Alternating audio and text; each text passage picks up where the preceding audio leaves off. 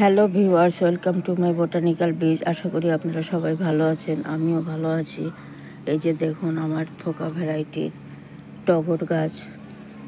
এই যে দেখুন কত বড় বড় টগর ফুল ফোটে আর কুড়িতে ভর্তি, অনেক কুড়ি, আগায় আগায় কুড়ি আছে। এটা আমি একটা ড্রামের মধ্যে প্রতিস্থাপন করেছি। এই যে দেখুন কত সুন্দর, অনেক কুড়ি, এই যে অনেক কুড়ি, এগুলি একসাথে ফুটবে। এখানে আমি 50% বাগানের মাটি, 30% গোবর সার, 20% কোকোপিট দিয়ে গাছ প্রতিস্থাপন করেছি। আপনারা এইভাবে গাছ প্রতিস্থাপন করলে গাছ সবুজ এবং হেলদি থাকবে। এবং সপ্তাহে সপ্তাহে নিমখোল ভেজানো জল দেই, সপ্তাহে সপ্তাহে নিম তেল স্প্রে করি।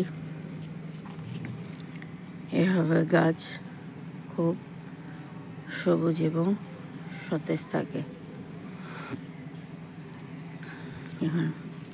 ভিডিওটি ভালো লাগলে প্লিজ সাবস্ক্রাইব করবেন। আশা করি আপনাদের ভিডিও ভালো লাগবে। আজকে আসি, টাটা।